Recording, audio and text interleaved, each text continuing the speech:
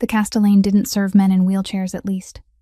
That's what the maitre decided the moment the stranger rolled through its gilded doors. He came in quietly, a man somewhere in his late 30s in a frayed coat, 2 seasons out of style, his legs still beneath a thin blanket, a worn silver coin turning slow circles between his fingers. The woman on his arm, elegant, glittering, a diamond the size of a tooth on her hand, steered his chair toward the most expensive dining room in Chicago and smiled like a cat who'd already eaten the bird. Nobody in that golden room looked at him twice. He was just another broken thing the wealthy step over like weather, a man the city had clearly chewed up and spit out. Or so they all believed, because here's the thing the laughing crowd couldn't see. The man in the chair wasn't afraid. Not of the manager bearing down on him. Not of the phones lifting to film him. Not of anything in that room at all. While Delphine Kerr pointed one manicured finger at his chest and told him the charity line was around the corner, that the Castellane didn't seat cripples who couldn't afford the water, he simply tilted his head and started, counting faces, calm, patient. The way a man counts debts he fully intends to collect, and the woman wearing his ring just stood there and laughed, a soft, poisonous laugh, certain she'd finally won something she'd been hunting for a very long time. The coin went still in his hand, phones lifted. The whole room tittered at the cripple who didn't belong, and then, from across that sea of polished marble and cruel little smiles, a 26-year-old waitress named Adeline Bennett set down her tray. She was nobody, a girl drowning in her mother's hospital bills, working 2 jobs in shoes held together by tape, the kind of invisible the rich never bother to learn the name of. She had everything to lose and not a single reason to step forward. She stepped forward anyway. She crossed that floor, knelt to meet his eyes, picked up the coin he'd dropped, and pressed it back into his palm like it mattered, like he mattered. She thought she was defending a helpless man the world had forgotten. She had no idea who she'd just touched, what he truly was, or why a man like that would let an entire room believe he was something he wasn't. She only knew one act of kindness could cost her the last job she had. What it actually cost her, and what it would drag her into, was something nobody in that room could have imagined. If this opening pulled you in, do me a favor and smash that like button right now. Share this story with someone who's ever been judged before they were known. And subscribe to the channel so you never miss the moment the truth finally comes out. Now let's go back to where it all began. 3 hours before the coin hit the floor. 3 hours before the coin touched the floor of Castellane Restaurant. The November sun had only just begun to rise over the red brick rooftops of Pilsen. A pale, weary light slipping through the torn curtain of the second-floor apartment, Adeline Bennett called home. She'd been awake since 5 o'clock in the morning, not because of an alarm, but because of the thick, rasping cough that had come through the phone when her mother called from her hospital room. Corley Bennett, 54 years old, was entering her 9th round of chemotherapy, and every call from her still began with the question of whether her daughter had eaten yet, as if she were the one who needed to be worried over. Addie sat curled on the edge of the bed, counting the bills spread across the kitchen table as though she were counting stones pressing down on her chest. One was from the hospital, carrying a number she didn't dare read aloud. One reminded her that the rent was already 8 days late. One came from the electric company, threatening to cut the power if payment wasn't made by the end of the week. She folded them all up and shoved them into a drawer, as if not seeing them might make the burden feel even a little lighter. In the bathroom mirror, she looked at her 26-year-old face, already marked by the tired shadows of someone twice her age, then tied back her hair, put on the white shirt that had faded to ivory after too many washings, and slipped into the black shoes with peeling heels, their cracked toes patched with a thin strip of black tape hidden beneath the hem of her pants. Those shoes were what shamed her most each time she stepped onto Castellane's gleaming marble floor. But she didn't have money for a new pair, and she told herself that as long as they still covered her feet, they could still be worn. Bryony Tate, her roommate and co-worker, was still buried in sleep after the night shift, so Addie left half a loaf of bread on the table with a small note reminding her to take her cold medicine, then quietly closed the door behind her. On the train into downtown, she rested her forehead against the cold window, watching the gray city of Chicago slide past, and inside her coat pocket, she squeezed the loose coins from the tips she'd earned during the previous day's lunch shift, money she should have kept for herself. But that morning, she'd pressed almost all of it into the hand of a trembling homeless man huddled by the station entrance, because she knew far too well what it felt like to have the whole world step over you as if you were a dirty puddle. When she arrived, the afternoon shift manager told her the restaurant needed extra help for the evening, an important reception with high-end guests, and they needed a server who knew how to stay silent, how to lower her head, how to become invisible. Addie accepted at once, not because she wanted to, but because an evening shift meant more tips, one more small payment toward her mother's bills, even though it also meant she would have to work under the watch of Delphine Kerr, the floor manager whose name alone was enough to make her stomach tighten. Delphine was the kind of woman who mistook kindness for weakness and poverty for sin,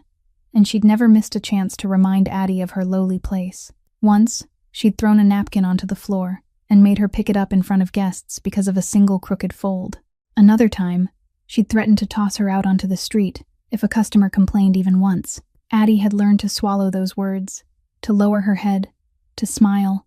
because she didn't have the privilege of wounded pride. She only had her mother, the bills, and an old belief her grandmother had once taught her, that a person's dignity wasn't measured by how much they had, but by how they treated someone who had nothing at all. She had no idea that only a few hours later, that very small belief would push her toward a man in a wheelchair in the middle of a room full of cruel smiles and change everything. While Adeline Bennett was clutching a few loose coins on the train into downtown, a few miles away,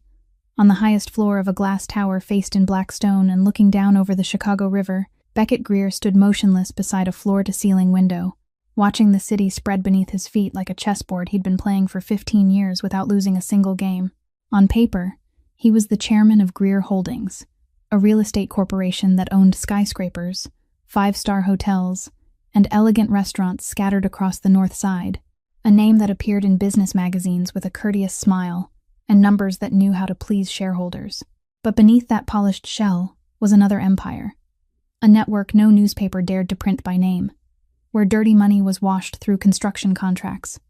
where debts were collected with fear instead of paperwork, where half the city's underworld slept or woke at the slight nod of his head. People called him the Ghost of Greer Holdings, not because he was ruthless, though he was indeed ruthless,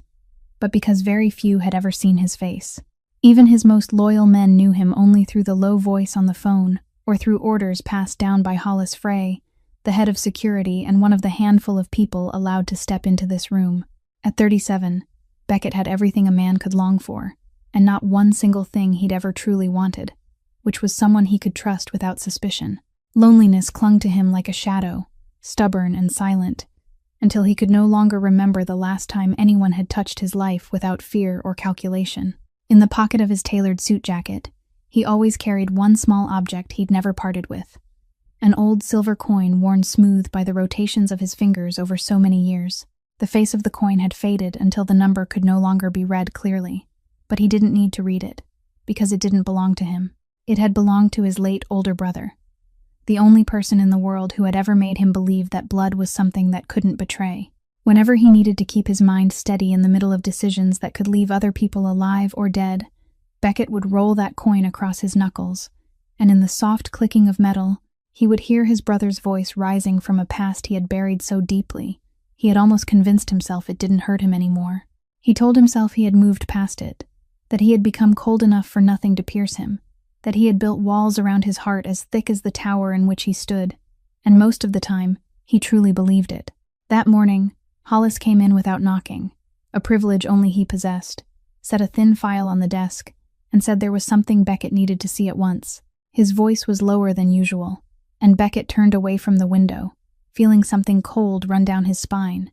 the kind of instinctive warning that 15 years in the shadows had taught him never to ignore. He picked up the coin, flipped it one final time between his fingers, then placed it on the glossy black wooden desk, and sat down across from the thing he didn't yet know would pull his entire empire, and a girl he had never met, into a storm with no way out. The file Hollis Frey laid on the desk was so thin it seemed almost harmless, but when Beckett Greer opened it and let his eyes move across the dense rows of printed numbers, he felt the air in the room grow heavy, as if the sky were holding its breath before a storm. It was a reconciliation of hidden accounts, streams of money whose existence was known only to a small handful of people inside his most trusted circle, moved through a chain of shell companies with meaningless names, and they should have matched down to the very last cent, but they didn't. Over the past 3 months, one small amount after another, shaved away with such careful precision that it was almost impossible to detect, had been leaking out, and the place where it ended made something in Beckett's gut go cold, because all of it flowed into a network he recognized at once. The network of Osgood Lane, the crime lord of the southwest side of the city, the man who had been craving Greer territory for years but had never been strong enough to face him head-on. Beckett sat still for a very long time, not saying a word, his finger tapping slowly against the tabletop in a steady rhythm. Hollis had learned to fear, because he knew the calmer his boss became, the more violent the storm underneath truly was. The problem wasn't the money. To Beckett, that amount was nothing. The problem was that these accounts had been buried so deeply that no outsider could have touched them, which meant the person feeding money to Osgood wasn't someone from outside. It was someone who sat at the same table with him, ate with him, laughed with him, someone wearing the face of loyalty while hiding a blade behind his back. He had built this entire empire on one iron rule, that betrayal was the only sin that could never be forgiven, and now it was taking root right inside his own house, from a hand he had once trusted. Hollis asked whether they should tighten the circle and interrogate each person one by one, but Beckett shook his head,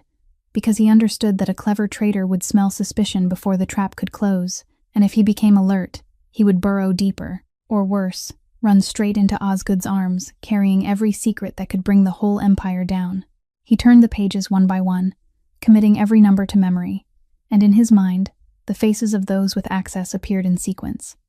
The aging accountants who had followed him since the beginning, the lawyers who knew too much, the trusted men closest to him, and even one person he didn't allow himself to think about for too long. The woman who was soon to become his wife, Priscilla Vane, the daughter of a family whose money was always clean on the outside and stained on the inside. He pushed the thought aside, not because he trusted her, but because he had learned that suspicion without proof was nothing more than emotion, and emotion was a luxury a man like him wasn't allowed to have. What he needed wasn't a name in his head, but evidence placed on the table, solid enough that no one could deny it, clear enough that when he made his move, no one in the underworld would dare question that the ghost's justice was absolute. He closed the file, picked up the silver coin, flipped it slowly once, and as the gray morning light reflected across the worn, smooth face of the metal,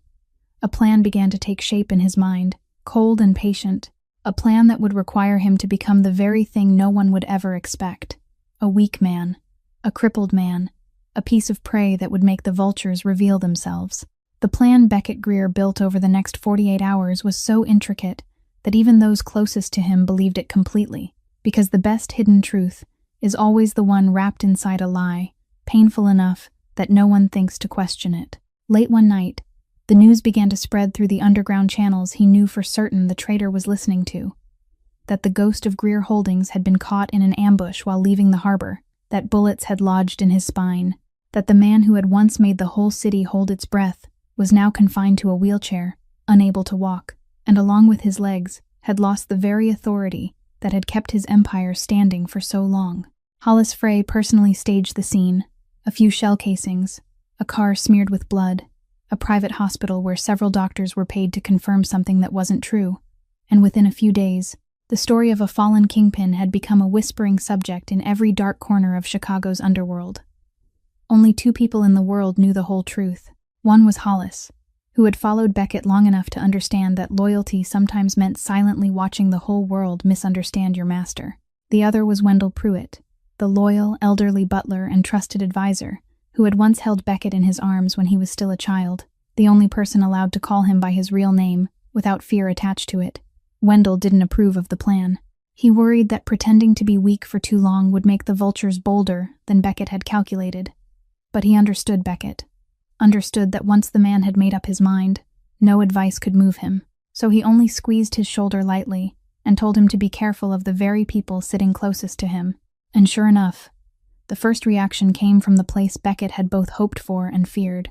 Because only 3 days after the news spread, Priscilla Vane appeared at his apartment with a sweetness so carefully tender it was almost perfect. She knelt beside his wheelchair, took his hand, and whispered comforting words about how she would always stay by his side no matter what happened, that her love didn't depend on whether he could still stand or not. Beckett let her perform, his face wearing a flawless mask of weary resignation, but beneath that skin, his eyes were still counting, still memorizing every passing expression, every instant when her gaze flashed with something that wasn't compassion but calculation, every time she gently hinted at who would run the business in his place if his health no longer allowed it. Then, with a smile she believed was gentle, Priscilla suggested taking him out, saying he shouldn't shut himself inside four walls, that she had reserved a table at the most elegant restaurant in the city, a place called Castellane, so the two of them could have an ordinary evening like any other couple, so he could see that life wasn't over. Beckett looked at her for a long time, knowing full well that nothing about this woman was ordinary or harmless, knowing that the sweet invitation was another move in her own game, and he nodded, because he too was playing a game of his own, and a wolf that wants to know which one in the pack is baring its fangs must let them believe it no longer has teeth. He had no idea that the place she was about to take him, among people who would laugh and look down on him, held a girl with shoes patched in black tape, someone who was about to step into his life in a way none of his cold plans could ever have foreseen. When the silver coin rolled across the marble floor, and the whole room laughed at the man in the wheelchair, Adeline Bennett knelt down to pick it up. And now, in the middle of that sea of contemptuous eyes, she didn't stand and walk away as a wise server should have done. She stayed, placed the coin in his palm, then gently turned the wheelchair away from the reach of the raised phones, and pushed him toward a small table by the window, where no one was staring anymore. Her hands trembled, not because of the weight of the chair, but because she knew exactly what this act might cost her. Yet she still poured him a glass of water from the pitcher on the table, set it down before him with both hands as though it were the most precious thing she could offer, then lowered her head and said softly that she was sorry. Sorry on behalf of everyone in that room. Sorry that he'd had to hear words no human being deserved to hear. She didn't know who the man sitting before her was. She only saw a man the whole world had stepped over. And in that moment, she saw her own mother, saw the homeless man by the station entrance, saw every invisible person whose dignity had been treated by others as something too small to matter. Beckett Greer, who had been sitting motionless, counting every face with the coldness of a man accustomed to collecting debts, he suddenly felt something crack very quietly beneath the armor he'd spent 15 years forging. Because in all that time, no one had ever treated him with kindness, without knowing who he was, without fearing him, without wanting something from him. Simply kind because she believed a human being deserved kindness. He looked at her hands, looked at the strip of black tape, barely visible at the toe of her shoe, as she bent down, looked at the poverty written plainly into every detail of her, and he understood that she had just traded something she didn't have to spare in order to protect a stranger. And that was what left him, a man who had forgotten what it felt like to be touched, utterly still. But the moment didn't last, because the sharp sound of high heels striking the marble announced Delphine Kerr storming toward them, her face twisted with rage at the sight of an employee daring to defy her openly in a crowded room. And without a warning, without a question, she pointed straight at Addie's face and declared on the spot that she was fired, that she should take off her apron and get out of this restaurant before she called security, that people like her would never deserve to set foot in a place like Castellane. The entire room fell silent, and Addie stood there, her eyes burning with tears that her pride wouldn't allow to fall. She untied the apron with trembling hands, folded it neatly, and laid it over the back of a chair, and in that instant she thought of her mother's bill, of the overdue rent, of everything she had just lost because of a glass of water and an apology, but still she lifted her head, because she knew she hadn't done anything wrong. When she turned to leave, a low, calm voice sounded behind her, the voice of the man in the wheelchair, and he held out a plain white business card, with no name, no title, only a string of numbers, then said quietly that if there ever came a day when she needed a job, she should call that number. Addie hesitated before taking the card, unable to understand why a man who had just been humiliated so terribly could say such a thing, with that much certainty. Then she closed her fingers around it, nodded her thanks, and stepped out of Castellane into the freezing Chicago night, never knowing that the white card she had just received was the doorway into a world she had never been able to imagine. The night train carrying Adeline Bennett back to Pilsen was almost empty, and she sat curled in the corner of the car, the plain white business card clenched so tightly in her palm that its paper edge pressed a red mark into her skin, watching the city lights blur past through the tears that now, with no one left to see her, she finally allowed to fall. She didn't cry because she had been humiliated. She was used to being looked down on by the world. She cried because of the very real fear tightening around her chest, the fear of the hospital bill she would have nothing to pay with, of the rent already overdue, of the fact that she had just thrown away with her own hands the only job keeping her and her mother above water. When she pushed open the door of the second-floor apartment, Bryony Tate was still awake, curled on the old sofa with a cold cup of tea, And one look at Addie's face was enough for her friend to know something had gone terribly wrong. Addie told her everything in a broken voice. Told her about the man in the wheelchair, about the laughter, about Delphine Kerr and the finger pointed straight at her face, about the moment she took off her apron, in the middle of a room full of people, and Bryony listened with wide eyes, hurting for her and worrying over her at the same time, then blurted out that Addie had been so reckless, that she should have just lowered her head and walked past like everyone else. Addie stayed silent for a long time, then said softly that she couldn't, that if she had stepped over that man, she wouldn't have been herself anymore, that her grandmother had once taught her a person's dignity wasn't measured by how much they had, but by how they treated someone who had nothing, and if she sold that away just to keep a job, then there wouldn't be anything left in her worth keeping. Bryony didn't argue anymore. She only sat down beside her friend, wrapped an arm around her shoulders, and the two girls sat together in silence inside the small room, where the electric meter was still running, and the bills still lay in the drawer like wordless threats. Later that night, after Bryony had fallen asleep, Addie sat alone at the kitchen table beneath the dull yellow light, placed the white business card on the tabletop, and looked at it for a long time, turning it over and over between her fingers. It didn't look like any business card she had ever seen. There was no company name, no title, no address, only a string of numbers embossed on thick, smooth paper that she knew had to be expensive. And that mysterious emptiness made her both curious and uneasy. She wondered who that man was, why someone who had just been laughed at by an entire room could hand her this card with such chilling certainty, why the way he looked at her had carried none of the weak gratitude of a victim, but something deeper, calmer, almost like the assessment of a man who was seeing straight through her. She thought about tearing the card up, throwing it into the trash along with the ugliness of that night, because everything about it made her feel as though she were standing at the edge of something far larger than she could understand. But she didn't do it. She looked toward the stack of bills inside the half-open drawer, thought of her mother's pale face in the hospital room, of the thick, rasping cough that came through the phone every morning, and at last she folded the card with great care, tucked it into the inner pocket of her thin wallet, and told herself that she wouldn't call, that she was only keeping it in case desperation came. Though deep inside, in some vague and inexplicable way, she already sensed that the white card wouldn't leave her alone, and that her life had just turned down a road she couldn't yet imagine. The next morning, Castellane opened its doors as usual. The spotless white tablecloths pressed smooth, the fresh flowers replaced, and Delphine Kerr, standing at the host, stand with the smug satisfaction of someone who believed she had taught the whole world the night before who truly owned this space. But at 10 o'clock, a group of men in dark suits walked in, led by an attorney carrying a leather briefcase, and they requested to meet the entire management team at once, their tone polite but leaving no room for refusal. Delphine hadn't even had time to understand what was happening when the glass door opened again, and this time the person who entered froze the breath in her throat, because it was the very man in the wheelchair from the night before, still seated in that chair, still wearing that same coat, yet something entirely different radiated from him now,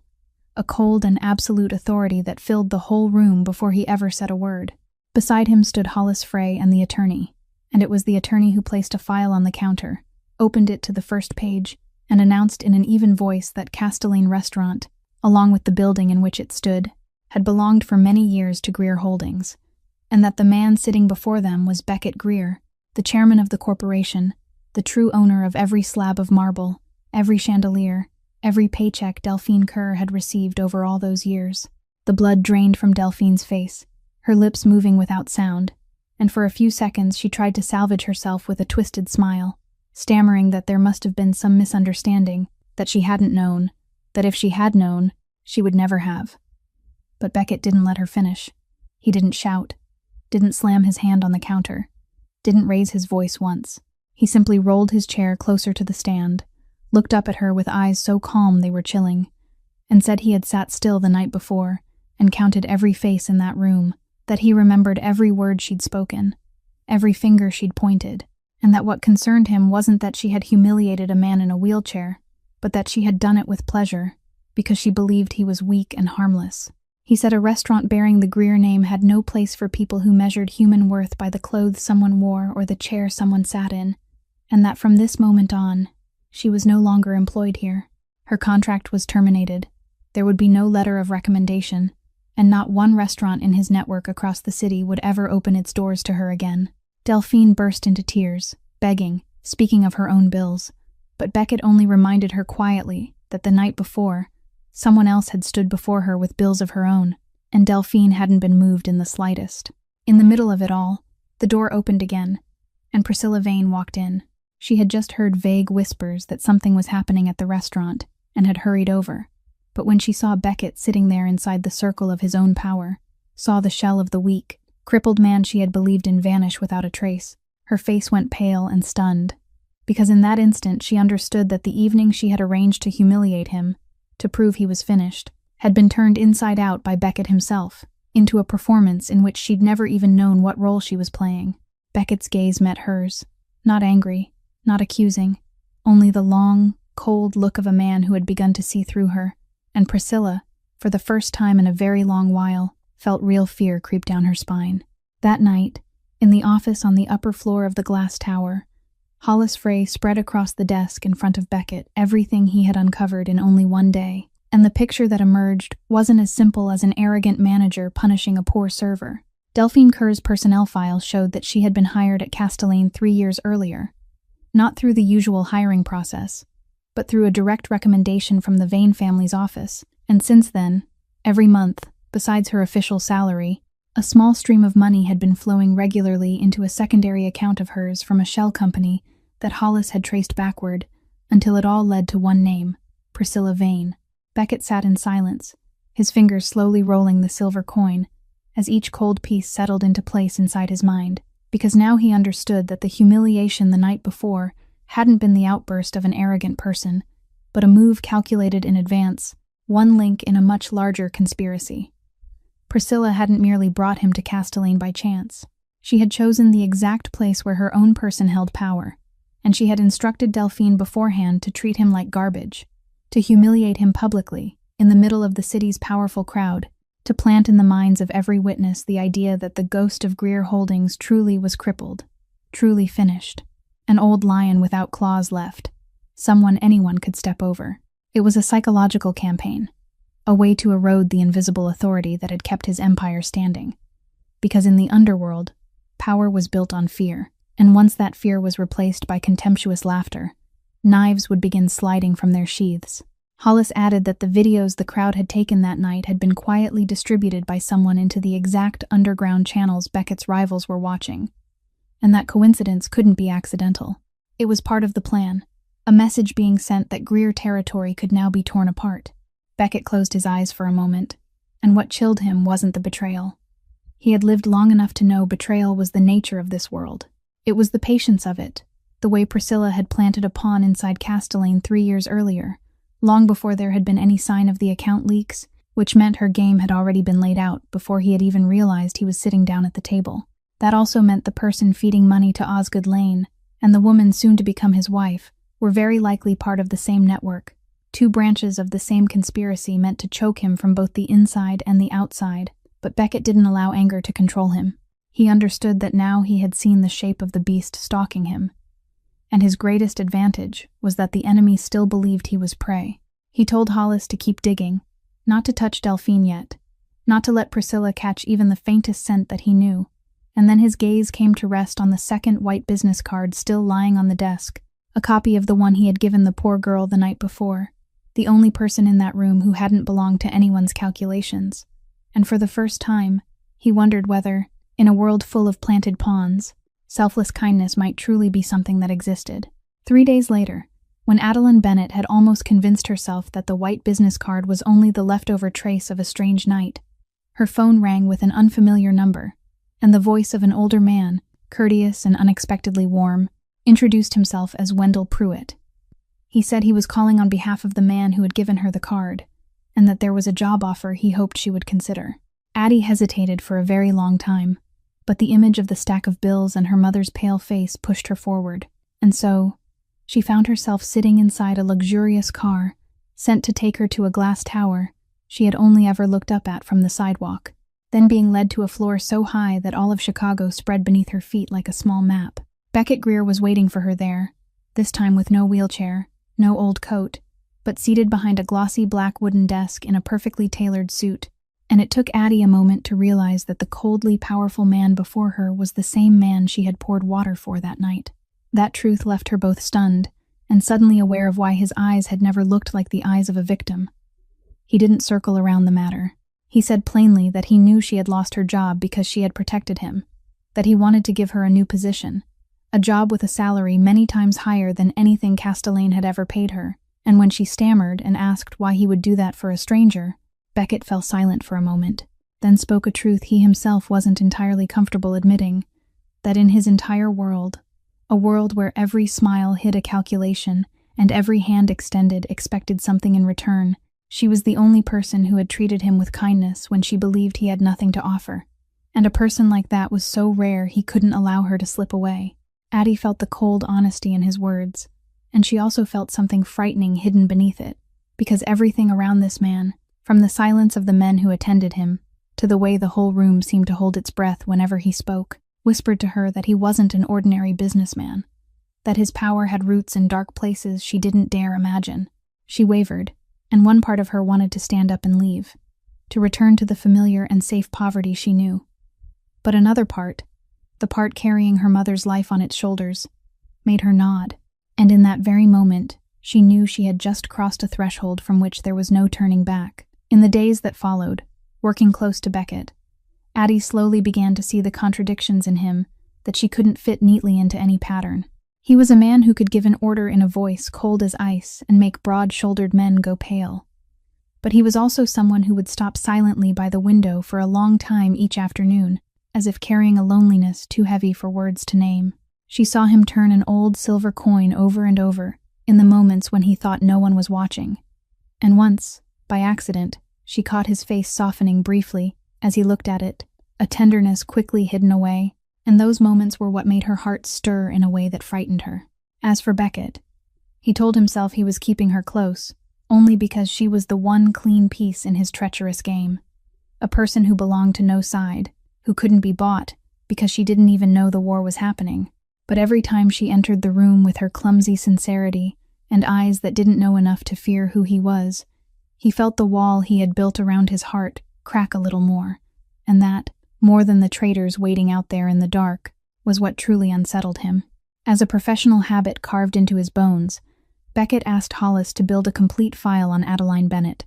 not because he suspected her, but because in his world, no one was allowed to come that close without being examined all the way down to the roots. And it was that very file, placed on his desk a few days later, that left him sitting motionless for a long time before a name he hadn't expected to see again. Addie's father, Thomas Bennett, had died when she was only 12 years old, and most of the file was nothing more than the quiet working life of an electrician who had taken jobs on construction sites around the North Side. But one detail made Beckett's heart stop for a beat. Because one of those projects, many years earlier, had belonged to the early period when the Greer Empire was still young and fragile, at the very time when Beckett's older brother was still alive and building everything from nothing. Hollis dug deeper at his command, and the truth slowly came to light that Thomas Bennett, on a night when he should have been nothing more than a nameless worker leaving late from his shift, had accidentally witnessed an arrangement that could have destroyed the entire Greer enterprise while it was still taking shape. And instead of selling that information to the highest bidder as almost anyone in his position would have done,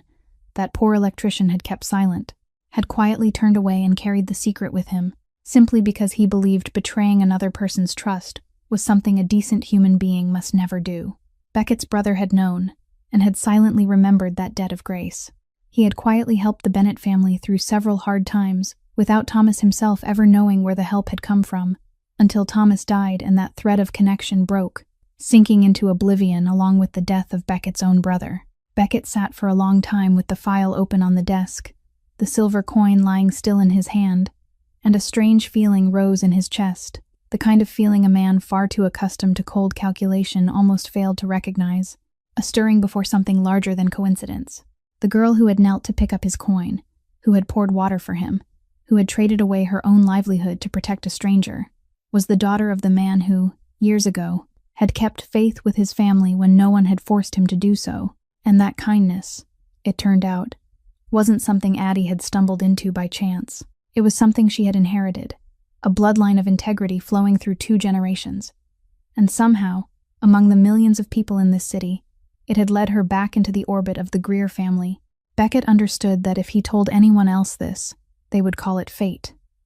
And he, a man who had never believed in anything that couldn't be weighed or measured, found himself unable to deny it. It also explained why, from the very first moment, he had sensed something different in her. A truthfulness his world had killed long ago, and now he understood that the trust he felt for her wasn't recklessness, but the continuation of a debt that had never been repaid. Yet along with that warmth came a new fear, because he knew all too well that anyone who stepped into his world became a target.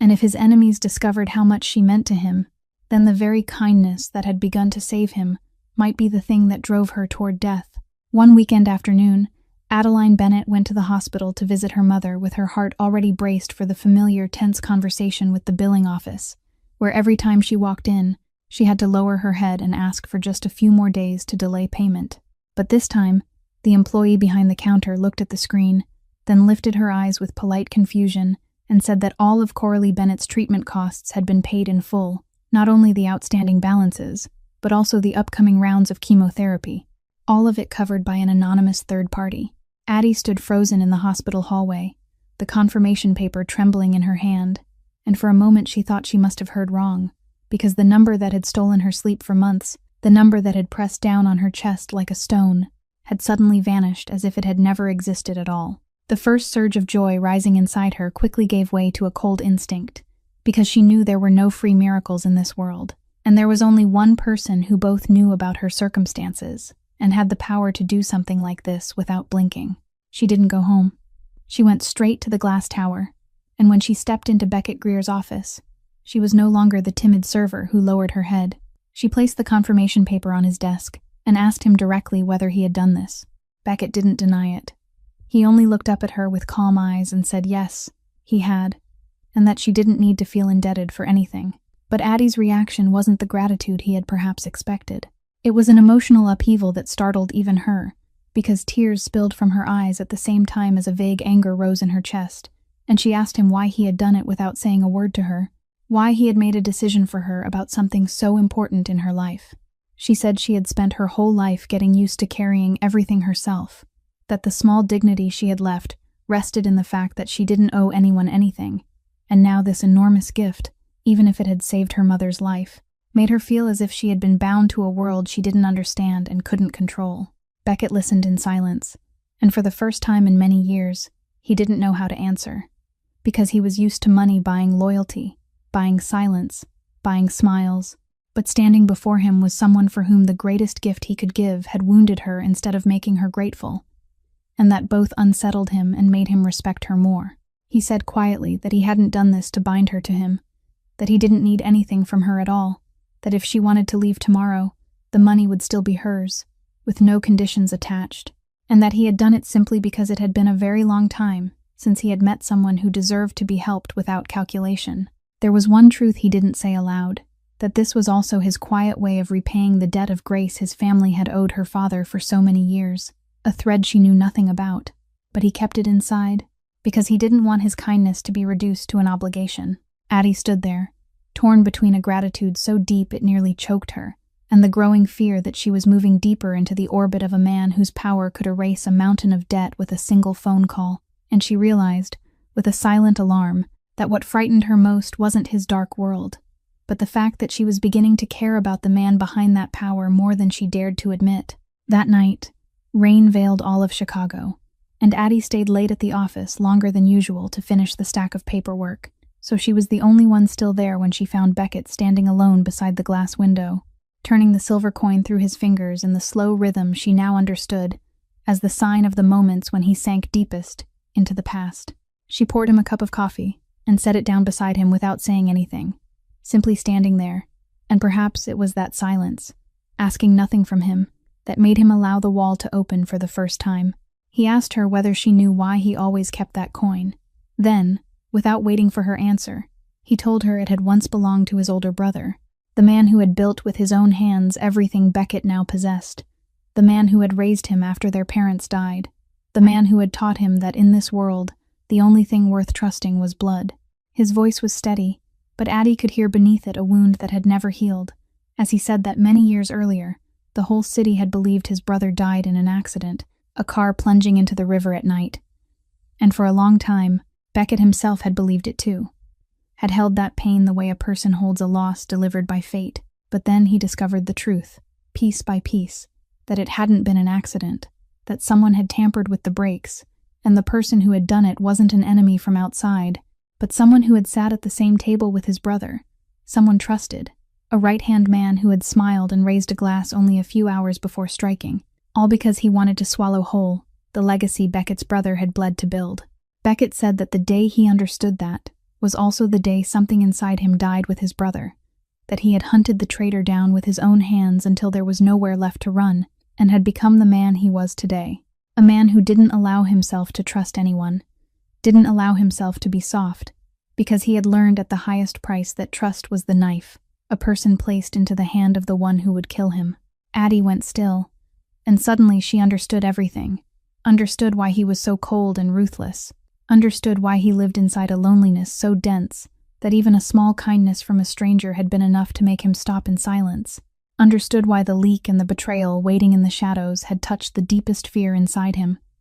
because he was living again through the very nightmare that had taken the only person he had ever loved. She didn't offer him empty comfort. She only placed her hand over the hand that was gripping the coin, a simple and trembling gesture, and said softly that her father had once taught her that keeping faith with another person wasn't weakness, but the bravest thing a human being could do, and that she believed there were still people in this world who wouldn't betray him, even if the world had taught him otherwise. Beckett looked down at the small hand resting over his, then lifted his eyes to hers,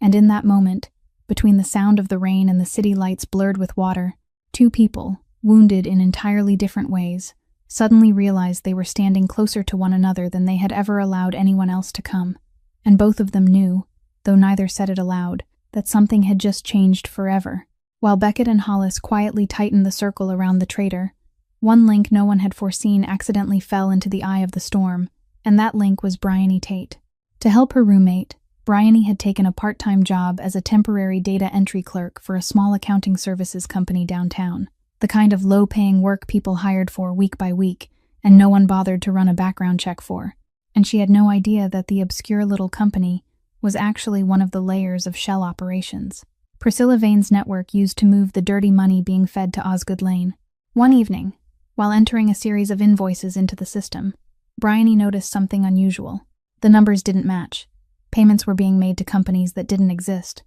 and entries were being repeated in a strange pattern among a handful of rotating names. With the cautious nature of someone who worked with records, she took screenshots of a few screens so she could check them again later, not because she suspected anything terrible, but simply because she was afraid that if she had entered something wrong, her pay would be docked. She casually told Addie about it over dinner that night in their apartment in Pilsen, saying that the company she was working for seemed really strange.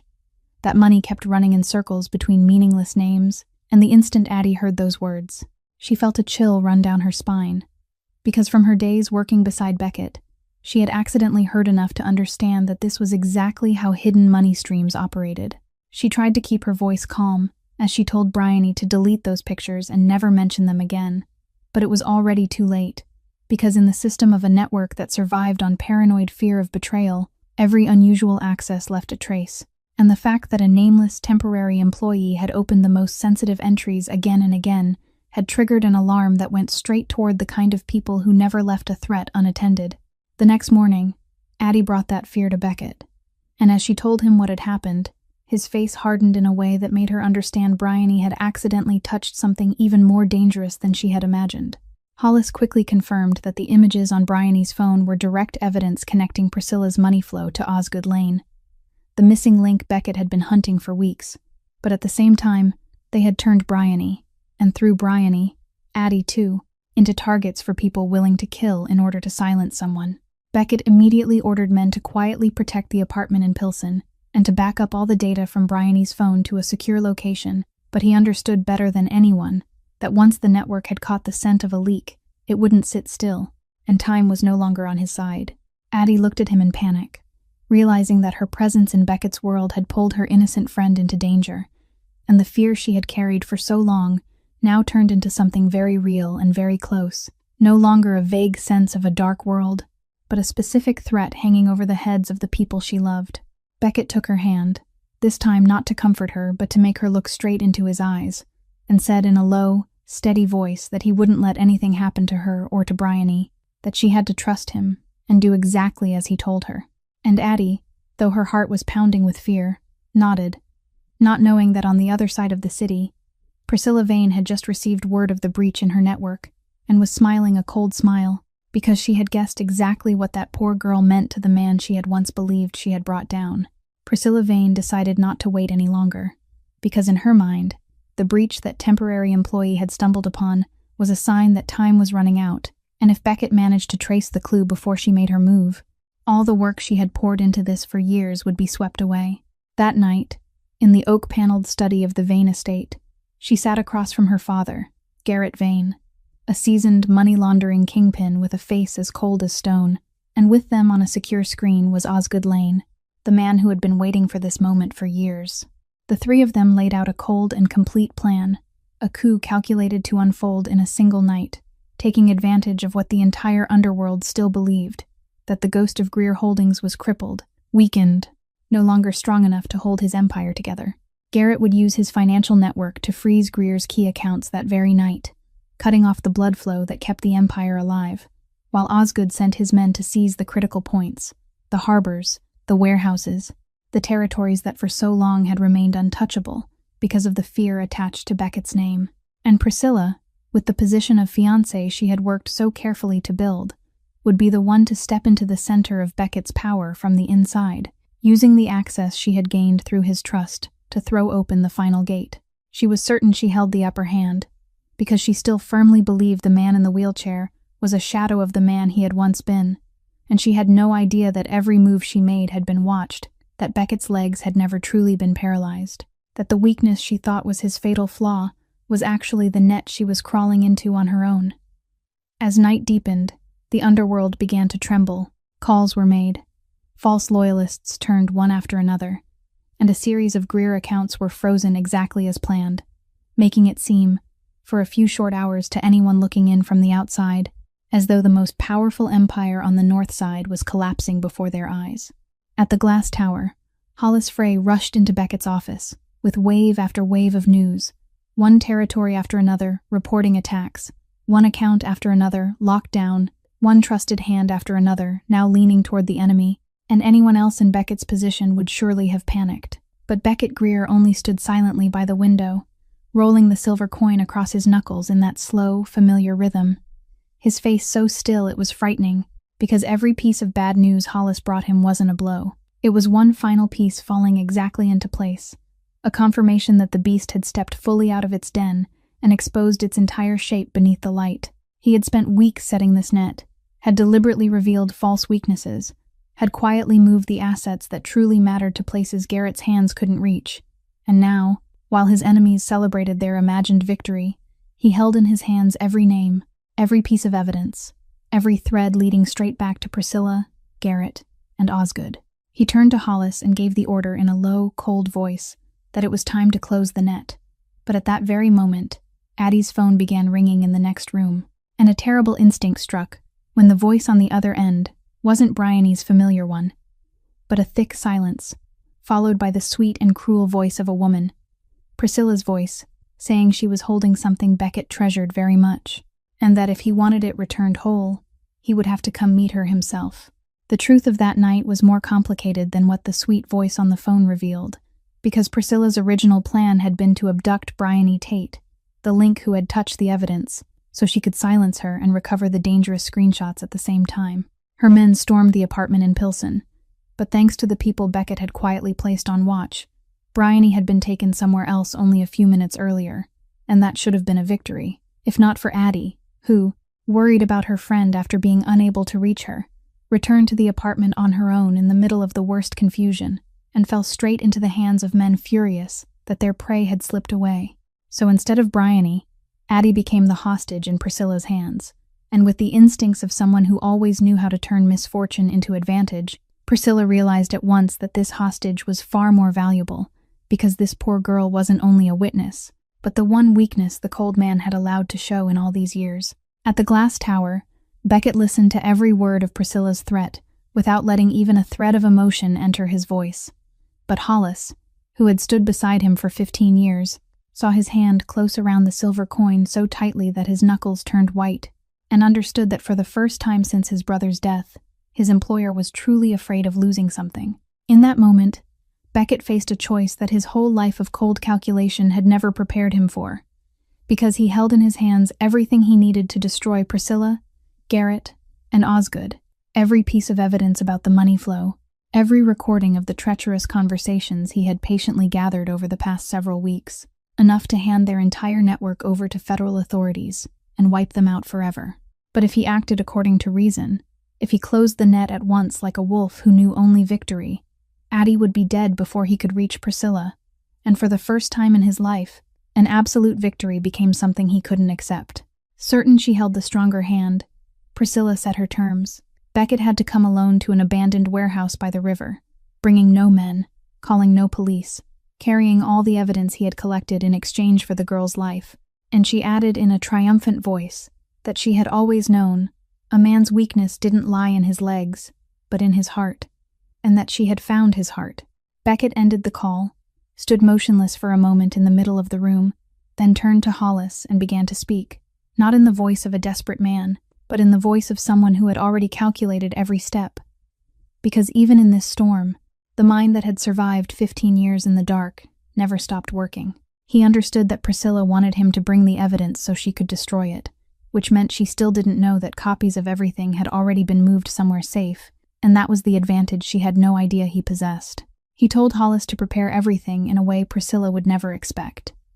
Then he looked out at the rain veiling the night beyond the glass, toward somewhere across the city, where the girl who had poured him a glass of water, while the whole world laughed at him, was now bound in the hands of his enemy because of that very kindness, and inside the chest of the man who had once believed he had nothing left to lose. An emotion both cold-edged and burning rose up,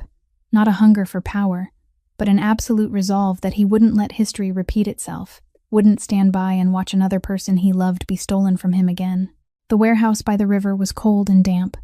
its dull yellow light spilling down over stained concrete pillars, and in the middle of that space, Adeline Bennett was tied to an iron chair, her wrists aching sharply. But what frightened her even more than the pain was the cruel look in Priscilla Vane's eyes as she paced back and forth in front of her like a cat playing with its prey. When the large door screeched open, Beckett Greer appeared, still seated in the wheelchair, the briefcase Priscilla craved resting on his lap,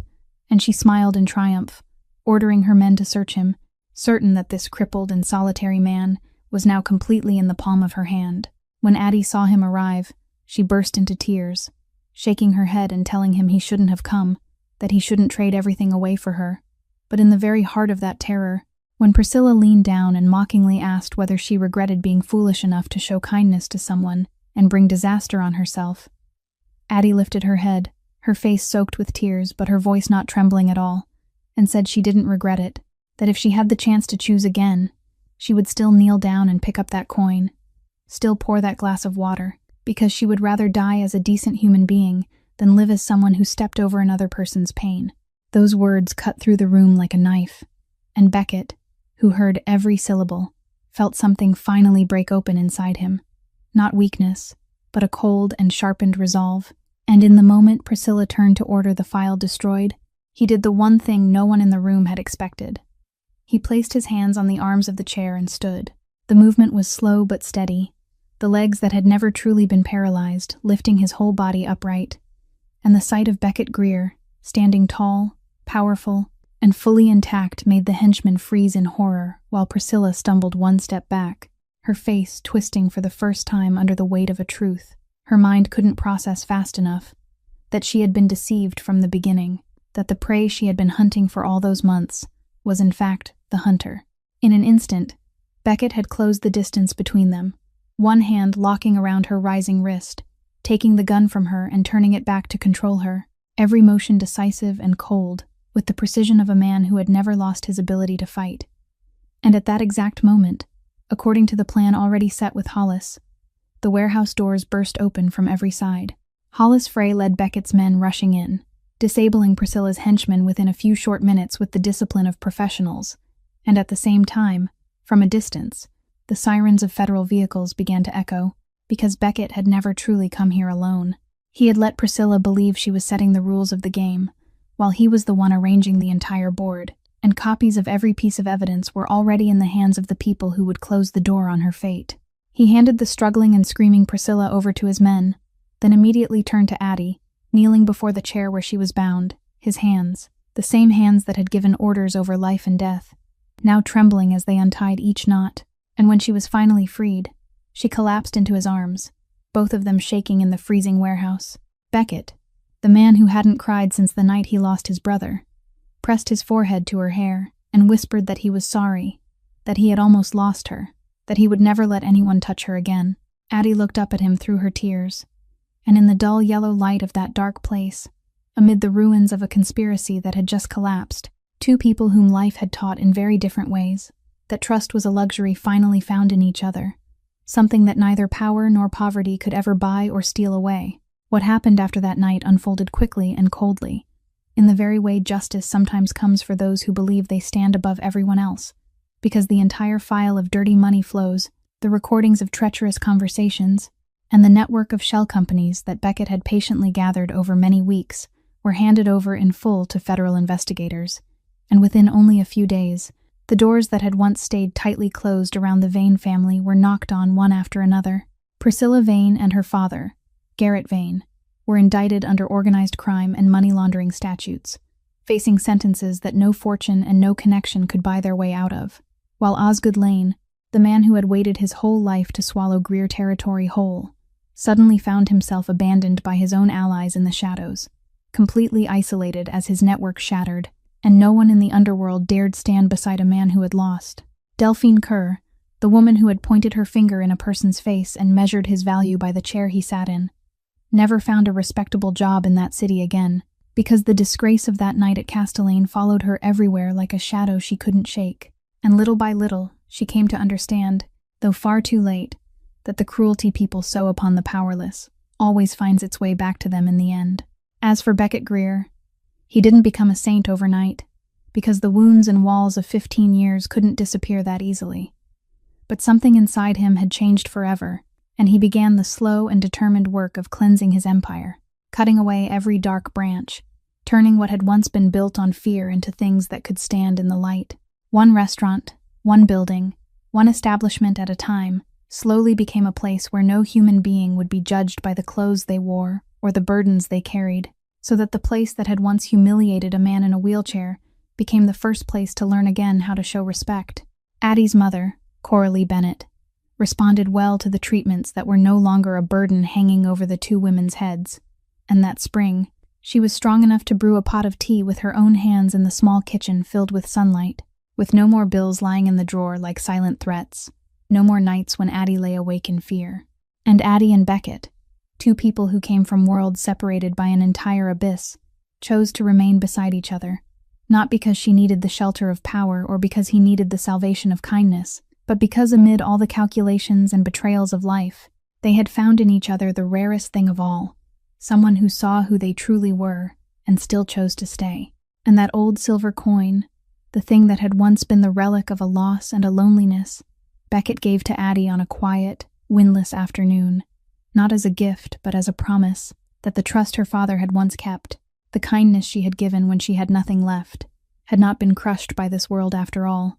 but had returned to save them both. And that is what this story wants to send to each of us, that the way we treat someone when we believe they have nothing to give us is the truest measure of who we are, that the kindness we give away, however small and meaningless it may seem, can sometimes become the seed that returns to change an entire life, and that a person's dignity never lies in the chair they sit in, the clothes they wear, or the money they have, but in the heart they carry. If this story has touched your heart in some way, please leave a like, share it with someone you think needs to be reminded that their kindness is precious, and don't forget to subscribe to our channel so we can listen together to more meaningful and compelling stories every day. We'd truly love to know how this story made you feel, whether you have ever encountered an unexpected moment of kindness in your own life, or whether you have ever been the one to offer that kindness to a stranger. Please share the feelings from deep in your heart in the comments below, because every one of your stories is precious to us. Thank you for listening until this very moment, and may you, the person watching this video, always have abundant health, a joyful life, and peace and serenity every day. Goodbye, and we'll see you again in the next videos.